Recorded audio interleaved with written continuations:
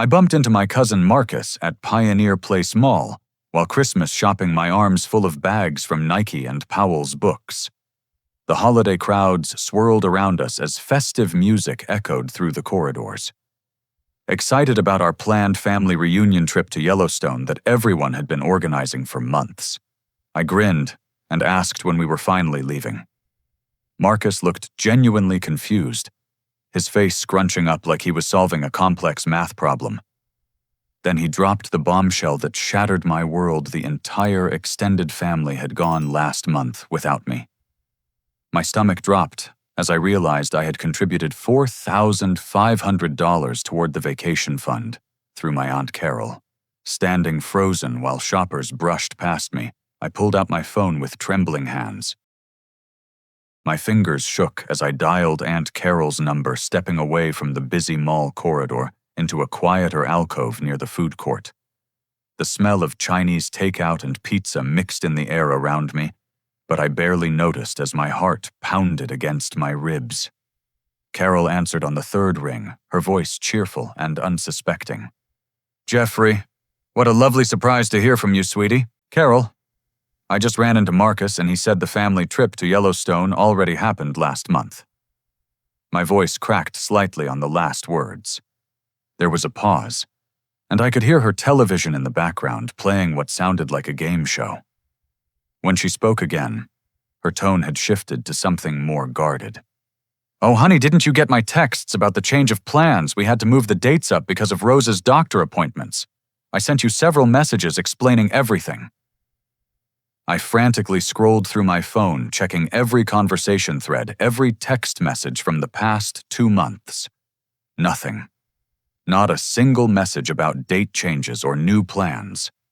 "Carol, I don't have any texts from you about this. My phone shows our last conversation was 3 weeks ago, when you confirmed my final payment." Another pause, longer this time. I could hear her moving around, perhaps walking to another room. "Well, that's strange. Technology these days, you know how unreliable it can be. But yes, we did have to adjust the timeline. Your grandmother Rose felt it would be better for everyone if we went when the weather was more predictable." "What happened to my $4,500? "Oh, that money went toward the group expenses just like we planned. Everything worked out beautifully. The family had such a wonderful time bonding together." Her evasiveness sent alarm bells ringing in my head. Carol had always been direct about financial matters, organizing family events with military precision for as long as I could remember. This vague response felt completely out of character. "What specific expenses? The camping fees we discussed were only about $1,500 total for the whole group." "Jeffrey, honey, you sound upset. I think you're overreacting to a simple scheduling mix-up. These things happen in large families. The important thing is that everyone had a lovely time, and your contribution helped make that possible." The dismissive tone in her voice made my chest tighten. I ended the call and immediately dialed my sister, Emma, who lived just outside Eugene near our parents. She answered quickly, but her voice sounded strained. "Jeff, is everything okay? Emma, did you know about the Yellowstone trip happening without me?" The silence stretched so long I thought the call had dropped. Finally, she sighed deeply. "Jeffrey, I wanted to tell you, but Rose made everyone promise not to say anything. She said it would just upset you unnecessarily." "Upset me, Emma. I paid $4,500 for that trip." "I know, and I felt terrible about it. But you know how Rose gets when people go against her wishes. She threatened to exclude anyone who told you from future family gatherings." My sister's voice carried genuine guilt, but also fear. Rose had been the family matriarch since our grandfather passed away 5 years earlier, and her word was essentially law at family functions. "Why was I excluded, Emma? What did I do wrong?" Another long pause. When Emma spoke again, her voice was barely above a whisper. "Rose said you were going through too much with the divorce and moving to Portland. She convinced everyone that you weren't emotionally stable enough to enjoy a family vacation, and that including you would bring down the mood for everyone else." The words hit me like physical blows. My divorce from Sarah had been finalized 8 months earlier, and while it had been difficult, I was doing well. I had a successful graphic design business, a nice apartment in Portland's Pearl District, and had been looking forward to reconnecting with family. Emma, that's not true. I've been doing great. I was excited about spending time with everyone. I know that, Jeff. But Rose painted a different picture. She said you'd been calling her crying about Sarah talking about how lost you felt asking for money. None of that was true. I hadn't asked anyone in the family for money, and I'd spoken to Rose exactly twice since the divorce, both brief and pleasant conversations about holiday plans. Did you see any of this supposed behavior yourself? No, but Rose was so specific about the details. She said you'd been drinking too much, staying up all night calling family members to complain about your problems. She made it sound like you were having some kind of breakdown. My mind raced as I tried to process this information. Rose had apparently constructed an entire false narrative about my mental state to justify excluding me from the family trip. Emma, where did they stay? We had planned to camp at Grant Village.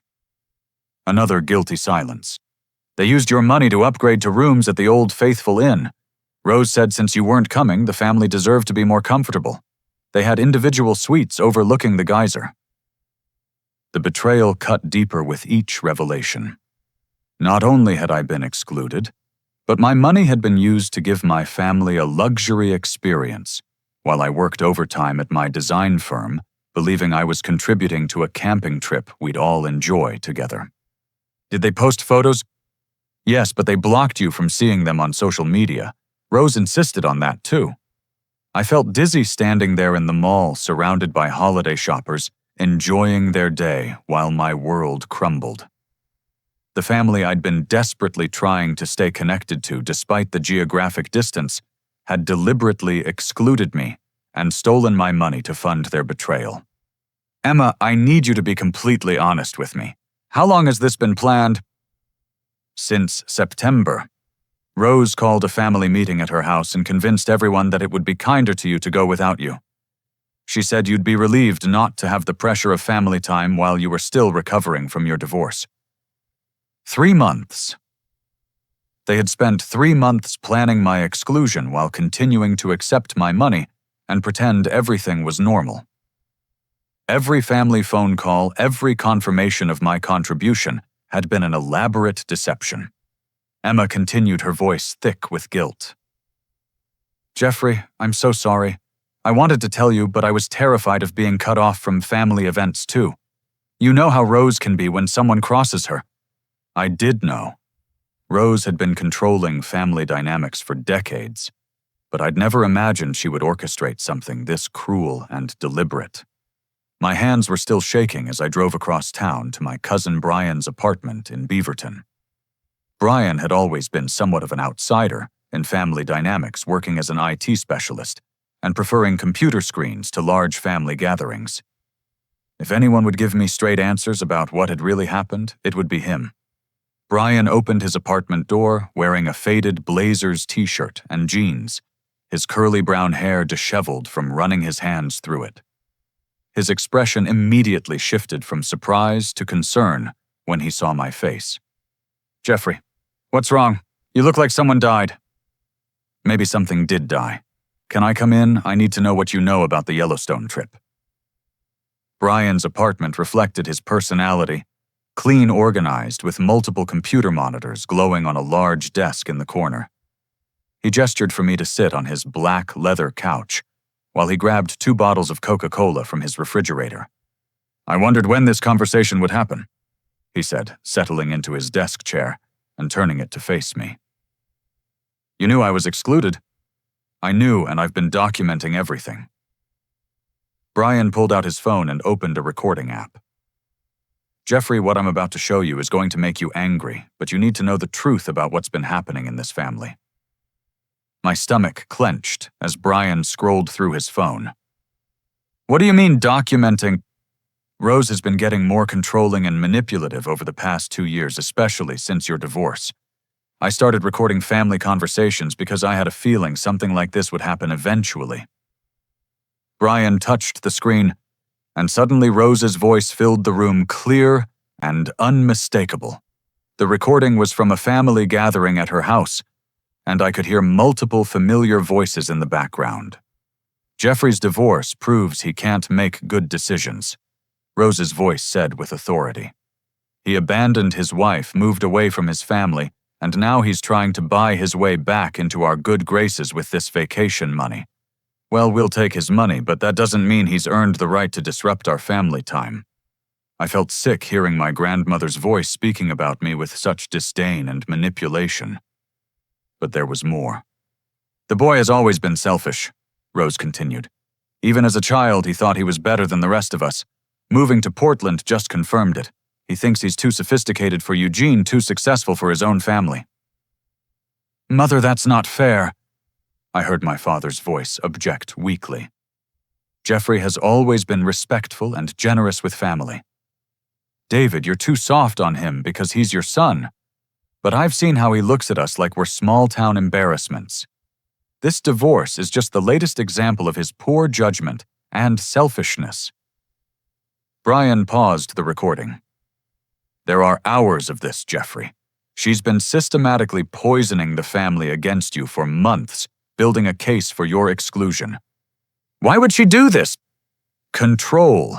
Rose has always needed to be the center of family decision-making, and you represent a threat to that because you're independent and successful. You don't need her financially or emotionally, which makes her feel irrelevant. Brian played another recording, this one, from a more recent date based on the timestamp. Jeffrey is so desperate to feel important that he threw money at this vacation without even asking what we really needed. Rose's voice continued her character assassination. $4,500 like he's showing off his big city success. Well, we'll put that money to good use, upgrading our accommodations. Consider it a donation to the family he abandoned. Hearing my contribution described as showing off when I'd sacrificed to contribute that amount made my chest burn with anger.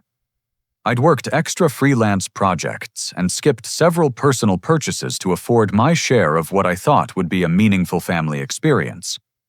There's more, Brian said grimly. She didn't just exclude you. She specifically planned to use your money for upgrades while making sure you couldn't participate. The next recording was even more damaging. Rose's voice was instructing Aunt Carol on how to handle my continued payments. Keep accepting Jeffrey's money, but don't give him any real details about the planning. If he asks questions, just say everything is being handled, and he'll get information closer to the departure date. The boy is so eager to please and be included that he won't push too hard. Isn't that dishonest, Rose? Carol's voice sounded uncertain. It's practical. Jeffrey needs to learn that family loyalty isn't something you can buy your way back into. His money will give the rest of us a nice vacation, and maybe the lesson will help him become less selfish in the future. I stared at Brian in disbelief. She planned this for months, continuing to take my money while having no intention of including me. Gets worse. She also convinced your parents that excluding you was for your own good, that you were too emotionally fragile for family time. But listen to what she said when they weren't around. Brian played a recording where Rose was talking to what sounded like Marcus and Aunt Carol. Jeffrey isn't fragile at all. He's thriving in Portland, which is exactly the problem. He's gotten too big for his britches, too independent. This exclusion will remind him that family matters more than his fancy city life and design business success. The manipulation was breathtaking in its cruelty and calculation. Rose had convinced some family members I was too weak to handle a vacation, while simultaneously resenting me for being too strong and independent. Brian, why didn't you warn me? I tried to be subtle about it, asking if you'd heard from the planning committee mentioning that I hadn't received detailed itineraries. I was hoping you'd pick up on the hints, but Rose was so good at controlling information flow. Brian showed me text message screenshots where he'd tried to alert me indirectly, messages I now realized were attempts to help me discover the truth before it was too late. There's one more thing you need to know. Brian said, his voice growing more serious. This isn't just about control or personality conflicts. I think Rose has been stealing money from the family for years. What do you mean? She's always been secretive about family finances, claiming to manage money for everyone's benefit. But some of her stories don't add up. She's been talking about being financially stressed while somehow always having money for expensive purchases and home improvements. Brian pulled up a notebook on his computer where he'd been tracking inconsistencies in Rose's financial claims. She told your parents she needed help with medical expenses, but I've never seen her struggle to pay for anything. She told Aunt Carol the family trust from your grandfather was depleted, but she's been making references to money that suggests otherwise. The possibility that Rose's manipulation extended beyond emotional control to financial theft made my hands clench into fists. If she was stealing from family members while painting herself as a struggling elderly woman, this was about much more than a vacation. Jeffrey, I think your exclusion from this trip wasn't just about control. I think Rose was afraid you might start asking questions about family finances that she doesn't want to answer. The drive back to Eugene felt like traveling into a storm I'd been avoiding my whole life. Armed with Brian's evidence and recordings, I knew I couldn't let this betrayal stand without confrontation. But I also understood that challenging Rose meant potentially losing my relationship with my entire family. Sunday dinner at my parents' house had been a tradition for years, even after my move to Portland. I'd driven down monthly to maintain connections, bringing wine or dessert, helping with yard work, trying to bridge the geographic distance with consistent presence. Today would be different. My parents lived in a modest ranch-style home in a quiet neighborhood near the University of Oregon campus. The familiar sight of my father's Toyota pickup in the driveway and my mother's garden gnomes lining the walkway usually brought comfort. Today, everything felt tainted by deception. I knocked instead of using my key, a small but significant change that announced this wasn't a normal family visit. My mother, Linda, opened the door, her graying hair pulled back in her usual Sunday ponytail, wearing the floral apron I'd given her for Mother's Day 2 years earlier. Jeffrey, what a wonderful surprise. We weren't expecting you today. I need to talk to the family about the Yellowstone trip. Her face immediately changed, the warmth draining from her expression, and replaced by something that looked like panic. Oh, honey, let's not spoil dinner with old news. Come in and tell us about your design projects. Mom, this is important. I know what happened and we need to discuss it honestly. The living room contained the usual Sunday gathering. My father David reading the Register Guard in his recliner, Grandmother Rose seated regally on the sofa with her knitting Aunt Carol, sorting through what looked like family photos at the coffee table, and my sister Emma with her husband Tyler sharing the love seat. The conversation stopped when I entered, and the silence felt heavy with unspoken guilt and anticipation. I ran into Marcus yesterday at the mall. I began standing near the fireplace where family photos displayed happier times. He told me about the Yellowstone trip you all took last month. Rose looked up from her knitting with practiced innocence. Oh, that lovely vacation. Such a shame you weren't available to join us, dear. But your work schedule is so demanding. I was never told about any date changes, Rose, and I contributed $4,500 toward a trip I was deliberately excluded from. The temperature in the room seemed to drop 10 degrees. My father set down his newspaper, and Aunt Carol stopped sorting photos. Emma's face flushed red with embarrassment. Jeffrey, let's not make a scene, Rose said with the tone she'd used to control classroom discussions during her decades as a school principal. Family scheduling can be complicated and sometimes miscommunications happen. This wasn't miscommunication. I pulled out my phone and played one of Brian's recordings. Rose's voice filled the room. Jeffrey's divorce proves he can't make good decisions. He abandoned his wife, moved away from his family, and now he's trying to buy his way back into our good graces with this vacation money. The reaction was immediate and telling. My parents looked shocked. Aunt Carol covered her mouth with her hand, and Emma started crying. But Rose showed no shame or remorse. Instead, her expression hardened into something cold and calculating. So Brian has been recording private family conversations. How typical of that antisocial boy to violate family privacy. Rose, you systematically lied about my character to justify stealing my money and excluding me from a family event I helped fund. I didn't lie about anything. I shared my legitimate concerns about your emotional stability and decision-making abilities. What concerns based on what evidence? Rose set down her knitting and looked directly at me with the authority she'd wielded over students and family members for decades. You abandoned your marriage instead of working through difficulties. You moved away from your family to pursue selfish career goals. You threw money at this vacation like you were buying your way back into our affections. These are facts, not lies. I didn't abandon my marriage. Sarah and I divorced because we wanted different things from life. I moved to Portland because I had better career opportunities there. And I contributed money to a family vacation because I wanted to spend time with people I love. That's your interpretation, Jeffrey. But your behavior over the past year has shown poor judgment and selfishness. My father finally spoke up, his voice uncertain.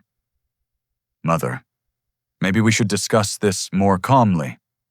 David, your son, is accusing me of lying and theft. I won't tolerate disrespect from a boy who's proven he values his independence more than his family responsibilities. The conversation was spiraling exactly as Rose intended, with her positioning herself as the victim of my accusations rather than addressing the actual betrayal. But I had more evidence. Rose, I have recordings of you instructing Carol to keep taking my money while having no intention of including me on the trip. You called it a donation from the family member I abandoned. Rose's mask slipped slightly, revealing anger beneath her practiced victimhood. And what if I did? You needed to learn that family loyalty isn't something you can purchase. Your money gave the rest of us a lovely vacation, which is more than you deserved after ignoring us for months. I never ignored anyone. I call, I visit, I've tried to stay connected despite living 3 hours away. Obligatory phone calls and monthly duty visits aren't the same as genuine family commitment, Jeffrey. The cruelty in her voice shocked everyone in the room. This wasn't the loving grandmother figure she presented to the outside world. This was someone who had deliberately hurt her own family member and felt justified in doing so. My mother finally found her voice. Mother Rose, this doesn't sound like a miscommunication. It sounds like Jeffrey was deliberately excluded. Linda, your son needed a lesson in humility. His divorce and move to Portland showed he thinks he's better than his family. Sometimes tough love requires difficult decisions. Stealing someone's money isn't tough love, I said, my voice rising. It's theft and betrayal. Rose stood up abruptly, her small frame somehow commanding attention from everyone in the room. I have been holding this family together since your grandfather died, making difficult decisions that serve the greater good rather than individual selfishness. If you can't appreciate the sacrifices I've made, perhaps you should reconsider whether you belong in this family at all. The threat was clear and calculated. Rose was essentially saying that questioning her actions meant risking expulsion from family relationships entirely. I could see the fear in my parents' faces as they realized they might be forced to choose between their son and the woman who controlled family dynamics. But Rose wasn't finished. She walked to a drawer in the side table and pulled out a small notebook.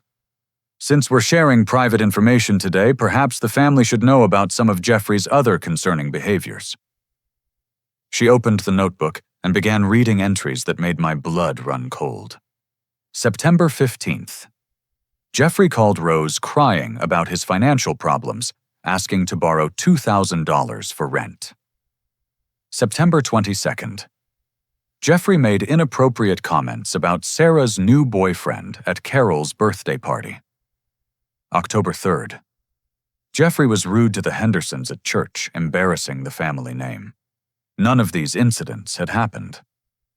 I hadn't called Rose asking for money, I hadn't attended Carol's birthday party, and I hadn't been to church with the family since Easter.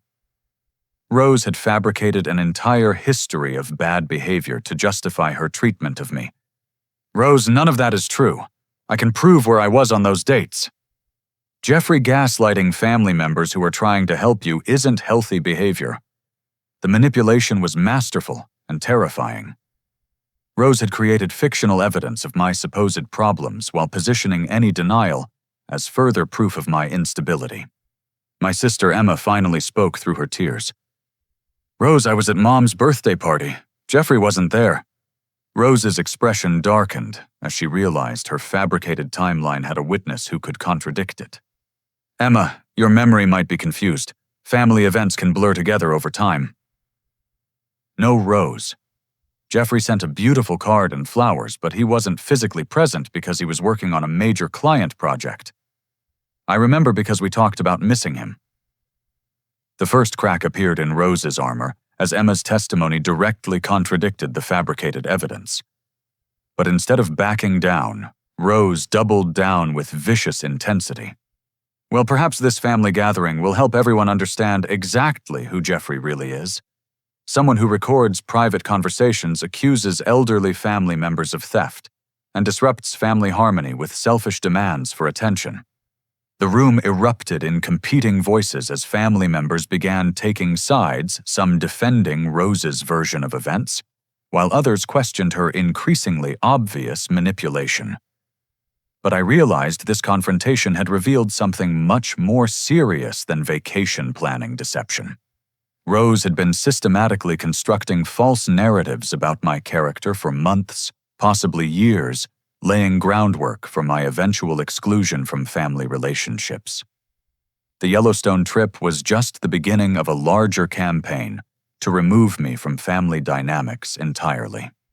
The family dinner had ended in chaos with my parents torn between their son and the woman who'd controlled their family decisions for years.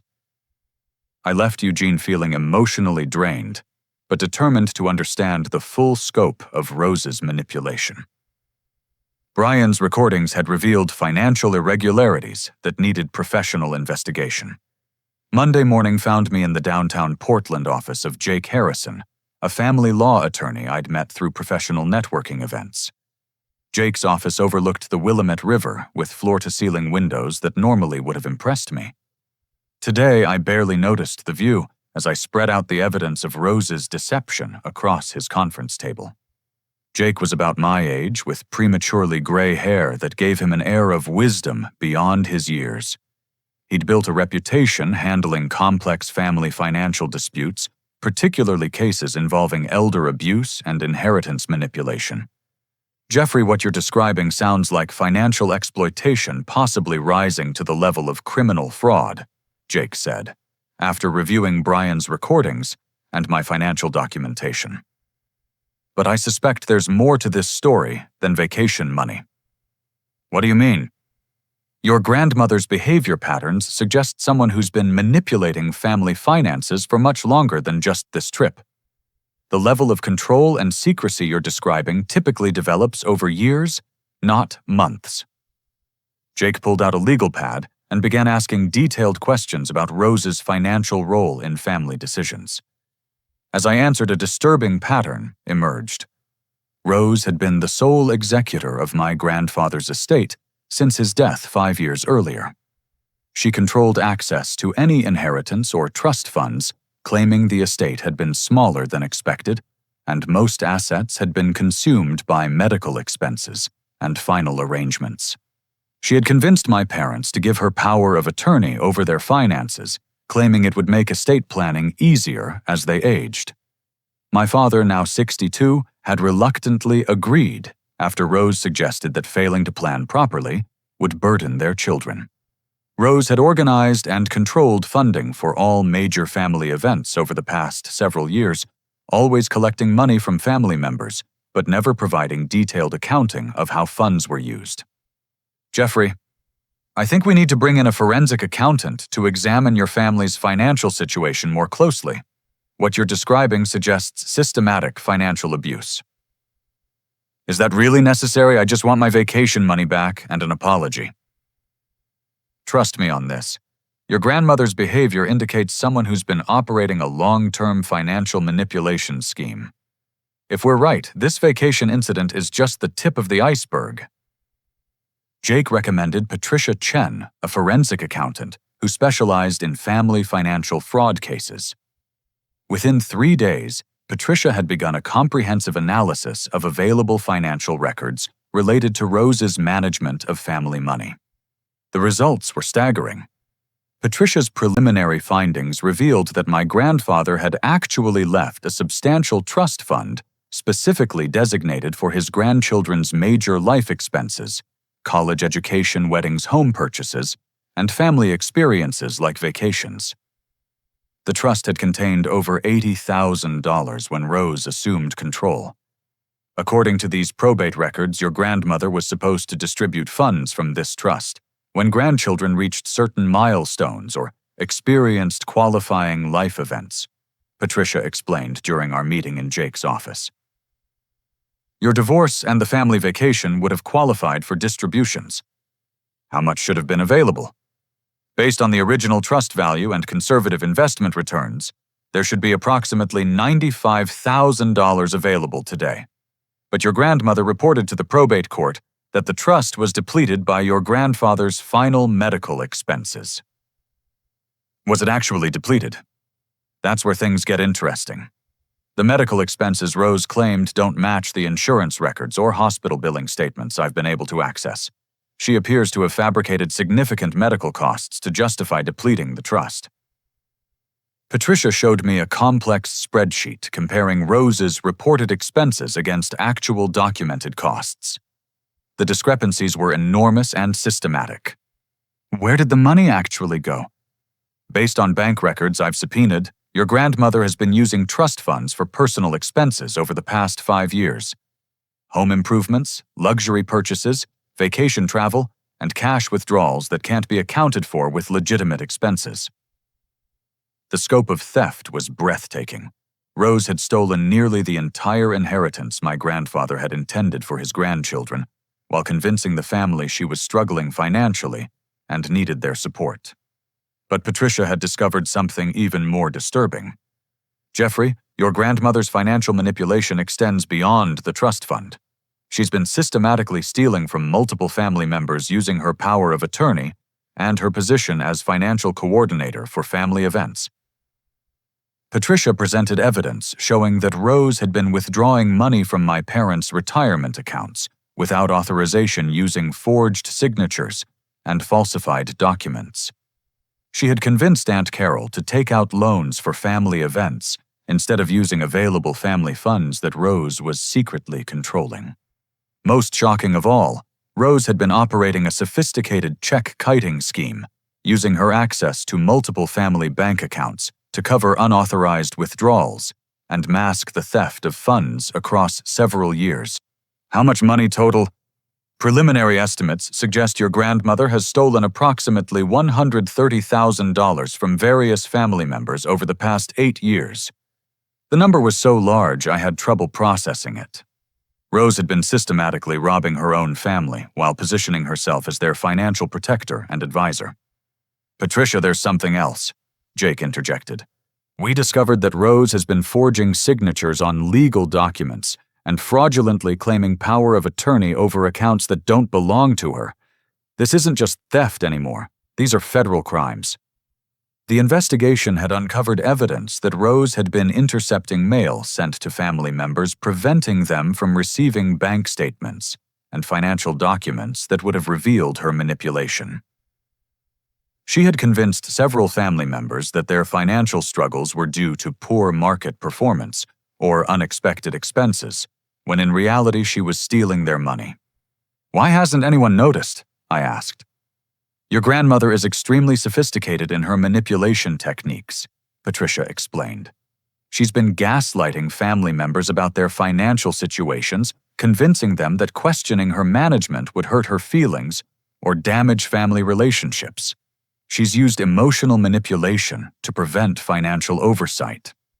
Patricia had also discovered that Rose had been blackmailing family members with fabricated secrets, using threats of embarrassment or family exclusion to prevent them from examining financial records too closely. The evidence included forged documents, falsified expense reports, and email communications, where Rose had been coordinating her deception across multiple family relationships simultaneously. Jeffrey, your exclusion from the family vacation wasn't just about control, Jake concluded. Your grandmother was afraid that including you might lead to questions about family finances that she couldn't answer. You represent the biggest threat to her financial schemes, because you're educated, successful, and independent enough to investigate discrepancies. The realization hit me like a physical blow. My supposed emotional instability and family disloyalty had been fabricated specifically to discredit me in advance of any financial investigations. Rose had been preparing for months to paint me as an unreliable source if I ever discovered her theft. What do we do now? We present this evidence to the district attorney's office and pursue criminal charges for financial fraud, forgery, and elder abuse, Jake replied grimly. Your grandmother has been operating a criminal enterprise targeting her own family members. Working with Jake and Patricia over the following weeks felt like excavating a crime scene that had been carefully buried for years. Every day brought new discoveries about the extent of Rose's financial manipulation, and each revelation made me question everything I'd believed about my family relationships. Patricia's forensic analysis had expanded to include bank records, tax documents, and legal filings spanning the entire 5 years since my grandfather's death. The sophisticated nature of Rose's fraud became clearer with each piece of evidence. Jeffrey, your grandmother has been operating what amounts to a Ponzi scheme within your own family, Patricia explained during one of our weekly progress meetings. She's been stealing from one family member to cover theft from another, all while maintaining the facade that she's managing everyone's money competently and honestly. The detailed timeline Patricia had constructed was devastating. Rose had begun small, taking modest amounts from the trust fund to cover what she claimed were temporary shortfalls in her personal finances. But the theft had escalated dramatically over time as she became more confident in her ability to manipulate family members and avoid detection. The pattern shows classic progression of financial abuse, Jake added. She started with rationalized taking, convincing herself she deserved compensation for managing family finances. Then she moved to outright theft when she realized no one was checking her work closely. Patricia showed me a complex flowchart mapping how money had moved between various family accounts under Rose's control. The web of manipulation was staggering in its complexity and cruel in its target selection.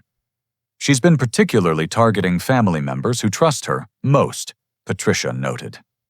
Your parents, Aunt Carol, and even some of your cousins have been systematically victimized because they believed in her integrity and competence. The investigation had revealed that Rose created fake invoices for family events, inflating costs by thousands of dollars and keeping the difference. The Yellowstone trip was just the most recent example of this pattern, where she had collected money from family members for camping expenses, but used those funds for luxury accommodations, while excluding contributors who might ask questions. But Patricia had uncovered something even more sinister. Rose had been deliberately creating financial problems for family members in order to position herself as their savior. She convinced your Aunt Carol to take out a home equity loan for family emergencies while she was secretly controlling Carol's savings account, Patricia explained. Then she offered to help Carol manage the loan payments, giving her access to even more of Carol's money. The psychological manipulation was as sophisticated as the financial fraud. Rose had been systematically undermining family members' confidence in their own financial judgment while positioning herself as the only person competent to manage family money. Jake had brought in Detective Sarah Williams from the Financial Crimes Unit to review the evidence we'd compiled. Detective Williams specialized in complex family fraud cases and had seen similar patterns before. This is one of the most comprehensive family financial abuse cases I've encountered, Detective Williams said during our meeting at Jake's office.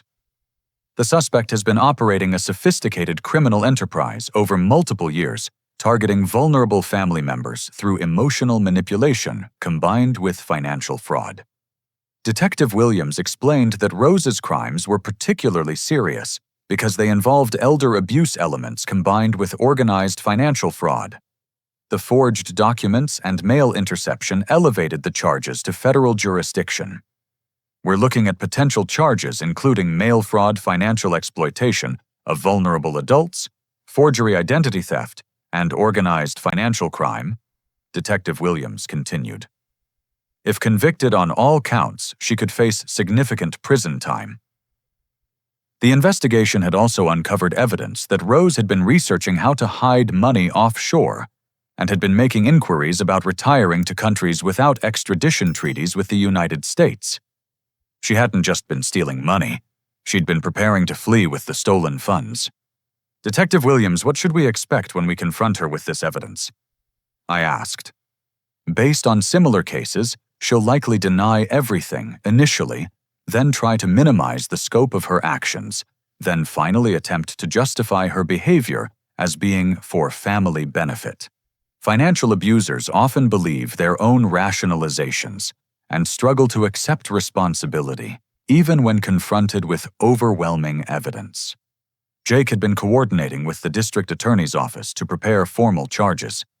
The scope of evidence had grown so large that prosecutors were considering bringing in federal authorities to handle aspects of the case that crossed state lines. "Jeffrey, there's something else you need to know," Jake said seriously. "We've discovered that your grandmother has been planning to leave the state permanently. She's been liquidating hidden assets and making arrangements that suggest she was preparing to disappear with stolen family money. Patricia showed me records indicating that Rose had been converting stolen funds into cashier's checks and money orders classic preparation for financial flight. She had also been making inquiries about selling her house quickly and had been researching retirement communities in Arizona that didn't require extensive background checks. She's been planning this for months, possibly years," Patricia continued. "The Yellowstone trip exclusion might have been her final test of whether family members would question her financial management. When no one seriously challenged her, she probably felt confident enough to proceed with her escape plan. The revelation that Rose had been preparing to abandon the family after stealing everything she could was perhaps the most hurtful discovery of all. This wasn't impulsive theft or gradual moral decline. This was calculated long-term planning to betray everyone who trusted her. Detective Williams had obtained search warrants for Rose's house and bank accounts. The search had revealed hidden documents, additional forged papers, and evidence of financial planning that confirmed her intention to flee with stolen funds. We found notebooks detailing her plans to liquidate remaining family assets and disappear to Arizona under a different identity, Detective Williams reported. "This isn't just financial fraud anymore. This is organized crime with intent to permanently deprive victims of their property." The scope of Rose's planning was breathtaking and terrifying. She had been methodically destroying family relationships while stealing family money, all while preparing to escape and leave her victims to discover the theft after her disappearance. "When do we arrest her?" I asked. "We're coordinating with prosecutors to time the arrest for maximum evidence preservation," Detective Williams replied. "We want to catch her before she can destroy additional evidence or accelerate her escape timeline." Jake warned me that the arrest and subsequent legal proceedings would be emotionally difficult for the entire family. Many family members still believed in Rose's innocence and would struggle to accept the evidence of her betrayal. "Jeffrey, your family is going to go through a grief process similar to mourning a death," Jake explained. "The grandmother they thought they knew essentially never existed. The woman who's been controlling family relationships is a sophisticated criminal who's been systematically victimizing people who loved and trusted her. As we prepared for the confrontation and arrest, I realized that exposing Rose's crimes would heal some family relationships while potentially damaging others. Some family members might never forgive me for initiating the investigation that sent their beloved matriarch to prison, even though that investigation had saved them from continued victimization. But I also understood that allowing Rose to continue her crimes would have eventually destroyed the family anyway. Her theft was escalating, her manipulation was becoming more extreme, and her escape plan would have left everyone devastated and financially ruined. The courage to expose truth, even when that truth was painful and destructive, was the only way to save what could be saved of authentic family relationships. The confrontation took place on a cold November morning at Rose's house. the same location where she had orchestrated months of manipulation against me. Jake had coordinated with Detective Williams to give Rose one final opportunity to confess and cooperate before formal arrest proceedings began. Rose's house sat on a quiet street lined with mature oak trees, their branches now bare in the late autumn air. The modest ranch-style home had always represented stability and family tradition to me. Today it felt like a crime scene. Present for the confrontation were my parents, Aunt Carol, Sister Emma, Cousin Brian, Detective Williams, and myself. Jake remained outside coordinating with backup officers in case Rose attempted to flee or destroy evidence. Rose opened her front door wearing a lavender sweater and her usual confident expression, but I noticed her hands trembling slightly as she recognized the unusual nature of our gathering. My, what a lovely surprise to have so much family visiting at once, she said, her voice maintaining its practiced warmth, despite the obvious tension. We gathered in her living room, the same space where she had hosted countless family celebrations, and where she had systematically planned my exclusion from family relationships. Detective Williams took the lead, introducing herself and explaining the purpose of our visit. Mrs. Rose Patterson, we're here to discuss irregularities we've discovered in your management of family financial affairs over the past several years. Rose settled into her favorite chair, maintaining composure, while her eyes darted around the room, assessing the faces of family members she had manipulated for so long. I'm sure any irregularities are simply misunderstandings. I've always tried to manage family money carefully and honestly. Detective Williams presented a folder containing the key evidence Patricia had compiled: bank records, forged documents, and detailed analysis of the systematic theft Rose had perpetrated. Mrs. Patterson, our investigation shows that you've stolen approximately $130,000 from family members through fraudulent access to their accounts, manipulation of trust funds, and systematic deception about family expenses. Rose's mask began to slip as she realized the scope of evidence against her. Her confident expression shifted to something more calculating as she assessed her options. Detective, I think there's been a misunderstanding. I've been helping my family members manage their finances for years. Sometimes accounting can be confusing to people who don't understand complex financial arrangements. Mrs. Patterson, we have recordings of you explicitly planning to steal money from Jeffrey and exclude him from family events you'd accepted his payment for. Brian stepped forward and played one of the most damaging recordings, where Rose's voice clearly stated her intention to use my money while excluding me from the vacation I'd helped fund. Rose listened to her own voice without showing remorse or surprise. Instead, she seemed to be calculating her next move. Those recordings were made without my permission in my private home. I'm not sure they have any legal validity.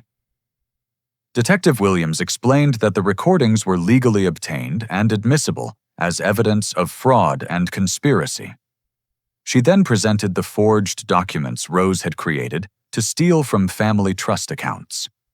Mrs. Patterson, these documents contain your forged signatures on accounts belonging to other family members. This constitutes felony fraud and identity theft. For the first time, Rose showed genuine fear as she realized the criminal charges she was facing. But instead of confessing or showing remorse, she launched into a desperate attempt to justify her actions. Everything I did was for family benefit, she declared, with the authority she had wielded for decades. I've been holding this family together since my husband died, making difficult decisions that serve everyone's long-term interests. You stole money from your own family members while lying to them about their financial situations.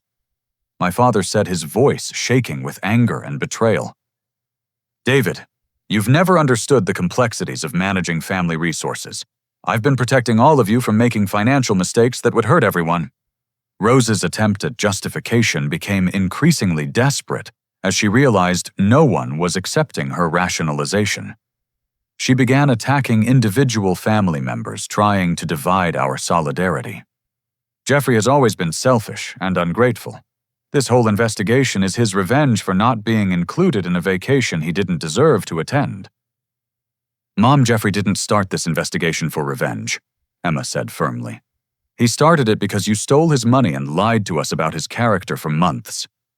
Rose's composure finally cracked completely as she realized her decades of family control were ending. She stood up abruptly and began moving towards the kitchen, claiming she needed water. Detective Williams recognized the behavior as a flight attempt and moved to intercept her. Mrs. Patterson, we need you to remain in the living room while we complete this interview. I don't have to listen to these accusations in my own home. Rose snapped her voice, losing all pretense of warmth or authority. Actually, you do, Detective Williams replied calmly. We have a warrant to search these premises for evidence of ongoing financial crimes. Rose's attempt to escape through her back door was quickly stopped by the backup officers Jake had positioned around the property. As she was brought back into the living room in handcuffs, she made one final vindictive attack on the family she had manipulated for so long. You'll all regret this. Jeffrey has turned you against the one person who actually cared about this family's future. When I'm gone, you'll realize how much I did for all of you. But her words fell flat because everyone present had finally seen her true nature.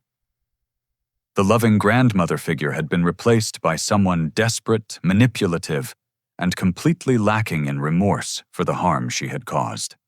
As Detective Williams read Rose her rights and led her to the patrol car, my mother broke down, crying.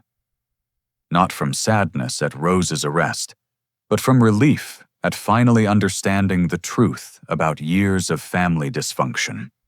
Jeffrey. I'm so sorry, she sobbed.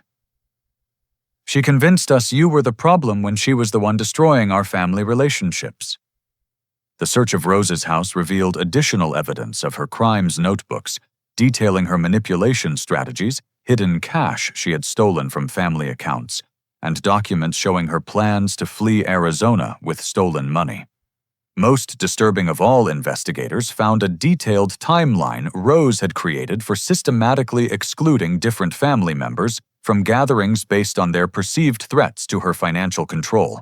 My exclusion from the Yellowstone trip had been part of a larger plan to isolate and remove family members who might question her authority. Rose was formally arrested and charged with multiple felonies, including mail fraud, financial exploitation, forgery identity theft, and organized financial crime. The evidence against her was so overwhelming that prosecutors were confident of conviction on all major charges. As we left Rose's house that afternoon, I felt a complex mixture of relief, sadness, and vindication. Justice was finally being served, but the cost had been the destruction of family illusions and the revelation of betrayal by someone we had all loved and trusted. 6 months later, I sat in Judge Margaret Chen's courtroom, watching Grandmother Rose receive her sentence for the systematic financial abuse she had perpetrated against our family. The woman who had once commanded respect and obedience now appeared small and frail in her Orange County Jail uniform, her authority completely stripped away. Judge Chen's words carried weight as she addressed the court about the severity of manipulating family trust for personal gain. Mrs. Patterson, you violated the most sacred bonds of family loyalty and exploited the love and trust of people who depended on you. Your crimes represent a profound betrayal of family relationships and basic human decency. Rose was sentenced to 4 years in state prison, followed by 2 years of supervised probation. She would also be required to pay full restitution to all family members she had victimized, with her remaining assets being liquidated to provide compensation for her theft. The financial resolution exceeded our most optimistic expectations.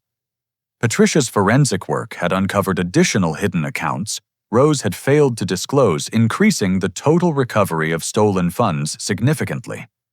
The trust fund my grandfather had established for his grandchildren was fully restored with accrued interest, providing each of us with $22,000. I received my original $4,500 back with interest and penalties, plus additional compensation from Rose's seized assets for the emotional damage caused by her manipulation. My parents' retirement funds were completely restored, Aunt Carol's debts were eliminated, and Emma's children's college fund was re-established at a higher level than ever before. But the emotional healing proved far more valuable than any financial recovery. The family therapy sessions Jake had recommended helped us process the complex grief of losing someone who had never actually existed. The loving grandmother figure had been an elaborate fabrication designed to facilitate manipulation and theft. My relationship with my parents underwent a complete transformation as we worked through the damage Rose's manipulation had caused. My father, David, struggled with intense guilt over believing fabricated stories about my character and allowing his fear of Rose to override his parental instincts. "Jeffrey, I failed you as a father," he said during one particularly emotional therapy session. "I knew in my heart that Rose's stories about your behavior didn't match the son I'd raised, but I was too cowardly to challenge her version of events." My mother, Linda, revealed that she had always felt uncomfortable with Rose's increasingly negative commentary about my character, but had been convinced that supporting me would destroy family unity. She shared that Rose had systematically undermined her confidence in her own judgment, convincing her that questioning Rose's assessment would prove she was naive and easily manipulated. "Rose made me feel like I couldn't trust my own instincts about my own son," Linda explained tearfully. "She convinced me that defending you would just enable your supposed problems and hurt you in the long run."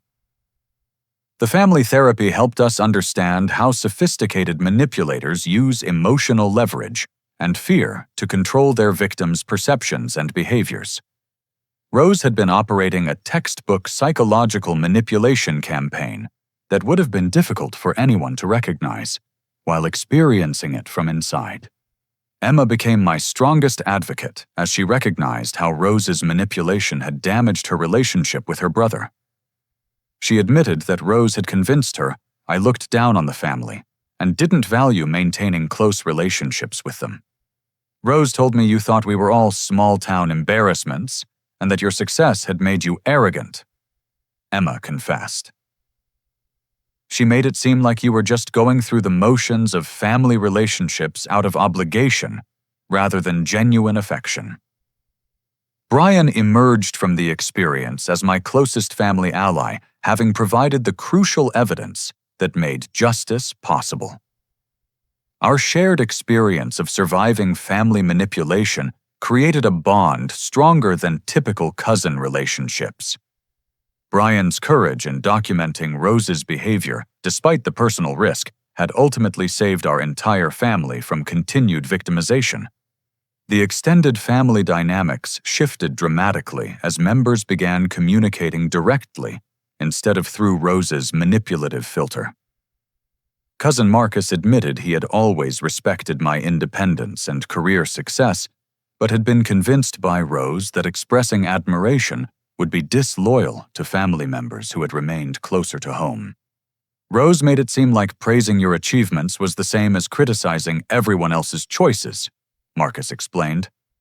"She convinced us that family loyalty required keeping everyone on the same level, which really meant keeping everyone under her control." The most profound healing came when my parents asked me to help them plan a new family trip to Yellowstone this time, including everyone, and funded by the restored trust money. Initially, I hesitated because of painful associations with the previous betrayal, but I realized that creating new positive memories was essential for moving forward. The new Yellowstone trip became a celebration of family healing and authentic relationships. I took the lead in planning activities that would help everyone feel included and valued, deliberately creating experiences that honored both individual interests and family connections. We spent 5 days exploring the same landscapes where I had been excluded, but this time every moment was infused with genuine appreciation for each other's company. The experience of hiking together through Grand Canyon of Yellowstone and watching Old Faithful erupt became powerful symbols of our family's resilience and capacity for healing. During a quiet evening around our campfire at Grant Village, my father approached me with tears in his eyes. Jeffrey, I need you to know how proud I am of who you've become, and how sorry I am that I let anyone convince me otherwise. You showed more courage and integrity in this situation than I've shown in years. This moment of genuine connection felt more valuable than any amount of recovered money. My father's acknowledgement that he had been manipulated, combined with his recognition of my character and achievements, healed wounds I hadn't even realized were still bleeding. The experience transformed my approach to all relationships, as I learned to trust my instincts about toxic behavior and to value authenticity over peacekeeping. My confidence in my own judgment increased dramatically, as I understood that the criticism I had internalized was based on fabricated information designed to control and manipulate me. My graphic design business flourished as I applied lessons about authenticity and boundary setting to my professional relationships. Clients responded positively to my increased confidence in advocating for creative vision and setting clear expectations about project scope and payment terms. A year after Rose's sentencing, I received a letter from her in prison, attempting to manipulate me into visiting and providing financial support for her commissary account. Instead of feeling guilty or conflicted, I felt only pity for someone whose need for control had ultimately destroyed her relationships with everyone she claimed to love. I didn't respond to the letter, but kept it as a reminder of the importance of maintaining healthy boundaries with people who view relationships as opportunities for manipulation rather than genuine connection. The final scene of our healing journey took place at my new apartment in Portland, where I hosted my first family dinner since my divorce. My parents, Emma's family, Brian Marcus, and Aunt Carol, gathered around my dining table sharing stories and laughter without any undercurrent of manipulation or hidden agendas. Looking around the table, I realized that exposing Rose's crimes had ultimately given my family the greatest gift possible: the opportunity to build relationships based on truth, mutual respect, and genuine affection, rather than fear and control. Sometimes the most loving thing you can do for people you care about is expose the lies that are poisoning their relationships, even when that exposure is painful and difficult. The courage to stand up for truth, even against family pressure, had ultimately saved not just my own emotional well-being, but had freed my entire family from a toxic dynamic that had been slowly destroying us all. Brian raised his glass in a toast that perfectly captured our journey, to Jeffrey, who loved us enough to tell us the truth, even when the truth was harder than continuing to live with lies. As we clinked glasses around my table, I understood that real family bonds are built on authenticity, mutual support, and shared values rather than obligation, fear, or manipulation. The family I had always wanted hadn't been destroyed by exposing Rose's crimes. It had been created for the first time through the courage to demand honesty and respect in our relationships with each other. Have you ever experienced a situation where standing up for yourself revealed deeper problems that needed to be addressed? Sometimes the hardest conflicts lead to the most meaningful growth and healing. I'd love to hear your thoughts about family dynamics and the importance of authentic relationships in the comments below. If this story resonated with you, please give it a like and subscribe for more real-life stories about overcoming betrayal and finding strength in difficult situations. Share this with someone who might need to hear that they have the right to demand honesty and respect in their relationships. Thank you for listening to my story, and I hope it encourages you to trust your instincts and stand up for truth in your own life even when it's difficult.